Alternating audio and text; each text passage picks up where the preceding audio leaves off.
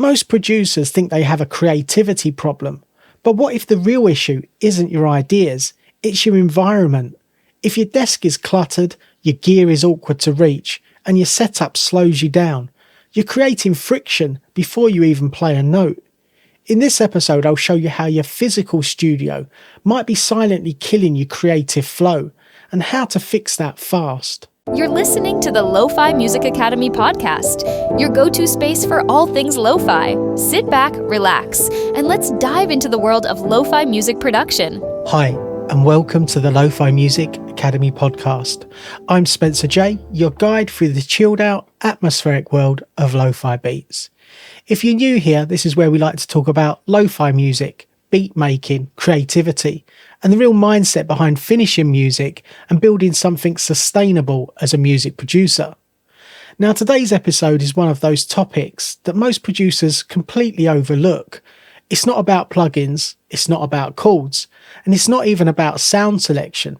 It's about your physical environment, your studio, your desk, your setup, and how it might be silently sabotaging your creative flow every single day without you even realising that.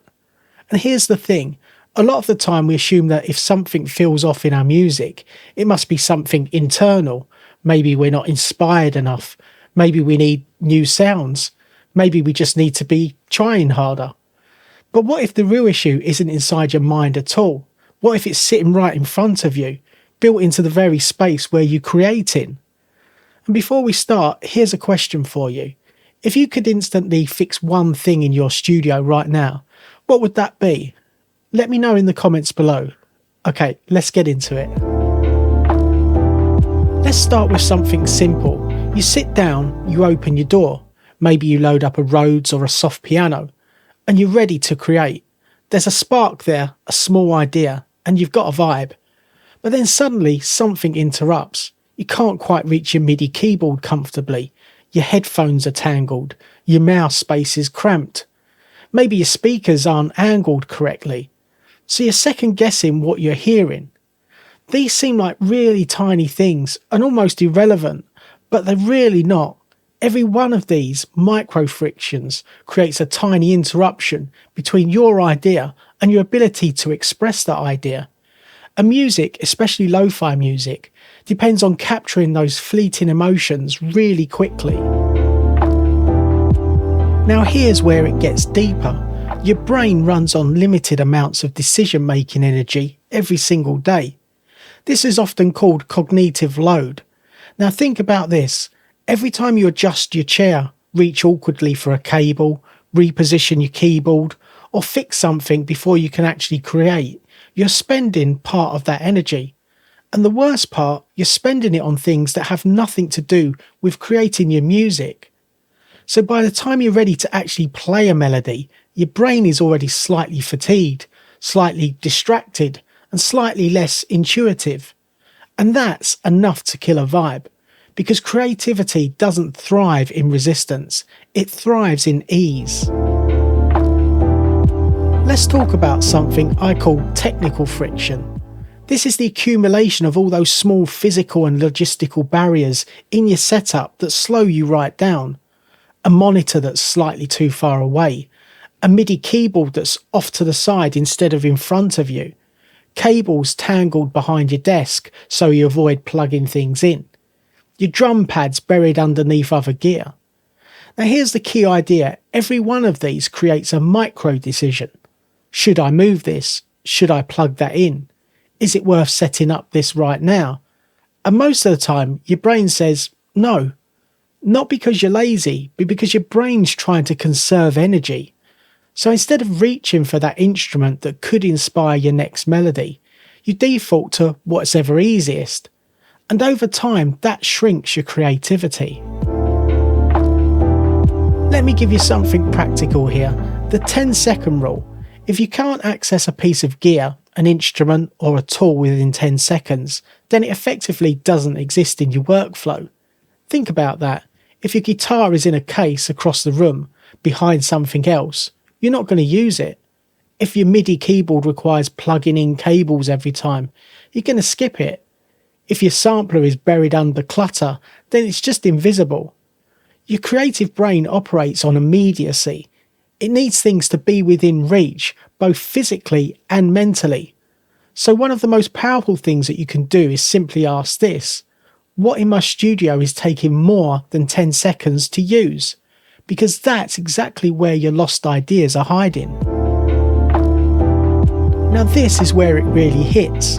Most producers think they struggle with creativity, but often they're not lacking in ideas. They're losing ideas before they're even been expressed. You hum a melody in your head, you feel a rhythm, there's a chord progression trying to come through, but then you have to move something, you have to adjust something, or you maybe have to fix something. And in that moment, the idea fades. Not dramatically and not all at once, but just enough that when you finally hit that record button, it's gone. And you sit there thinking, well, why can't I come up with anything?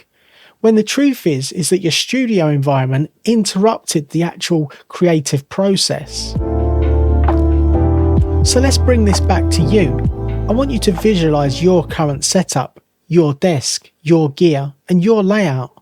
And I want you to ask a few simple questions. What slows me down when I sit down to create? What do I avoid using because it's inconvenient? And what frustrates me, even slightly, every time that I make music? And actually, this kind of friction doesn't just show up in your physical space, it shows up in your workflow too. Even something like creating visuals for your music can become this hidden barrier that slows you down or makes you avoid posting altogether. That's one of the reasons I started creating the Lofi Visual Loop Packs, for producers who just want to stay in that creative flow without overcomplicating things. Instead of designing scenes or animating things yourself, you can just pick a visual, drop your track in and upload. And if you're curious, you can check those out in the link below. But for now, let's come back to simplifying your overall creative studio environment. These frustrations are your friction points, and they don't need to be dramatic to be damaging. Even something as small as your mouse catching on a cable on the edge of your desk. Repeated over time, this creates a really subtle resistance in your workflow, and your brain remembers that. So it starts associating your studio with effort instead of flow. Now here's the shift. Your studio is not just a place that should look good. It's a system that should feel invisible. The best creative environments are the ones you don't notice, where everything is exactly where you need it to be, where your hands move without thinking, where your ideas go from your brain to sound with zero resistance. That's the goal, not perfection and not a fancy setup, but frictionless creation. Sometimes that means simplifying, sometimes that means removing gear instead of adding more. And sometimes that means rearranging your entire desk so your primary instrument is always directly in front of you. Because your environment should support your creativity and not compete with it. So here's where we land. If you've been feeling stuck, if your sessions feel heavy, if ideas don't flow like they used to, there's a chance it's just not your skill, it's not your talent, and it's not your discipline. It's your environment. And the good news, that's something that you can change. Start small, move one piece of gear, clear one section of your desk, untangle one set of cables.